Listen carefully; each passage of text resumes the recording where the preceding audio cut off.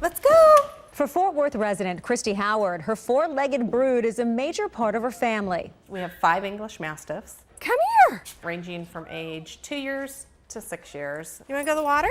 If one of her children, as she calls them, is hurt or sick, Kristi takes action. If I can do everything in my means, I'm definitely going to explore it. Come on, Dutch. When Duchess began having problems with her hips, at first surgery was the only option. Dutch, come on, Dutch. Until she brought her in to try underwater physical therapy. The buoyancy of the water takes some of the stress off of her hips and the other joints as well. That's a good girl, Duchess. Angie Favor is a licensed physical therapist with the North Texas Animal Rehabilitation Center and says she's seeing more people interested in these newer therapies for their pets. So this allows her to go for a longer walk and get a little more exercise than what she may be able to do on land. Come on, Ollie. When we first got here, he could hardly move. He couldn't trot at all, and I couldn't even get him up the ramp into my car. Shelley Levitz and Oliver started water therapy a year ago, and within a few trips, He was able to start trotting. He would run a little bit, which I hadn't seen in months. Good job.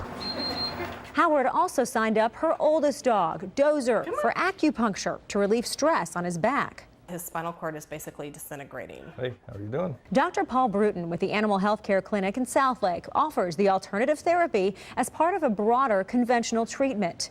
I like to use the most effective things, whether it's conventional medications and this. Dr. Bruton inserts 6 needles into Dozer's back and then connects the needles to electrodes. I use electroacupuncture because I'm trying to wake up the nerves. I never really believed in it, and I always, even like for humans, I was like, yeah, okay. And when I started seeing the difference in him, it made me a believer. Doze. Howard says her dogs are all happier and healthier, and if that means breaking from conventional therapies, then she says so be it. The last thing I'm going to do is let my dogs suffer. Let's go home. We'll do whatever we can to take care of them.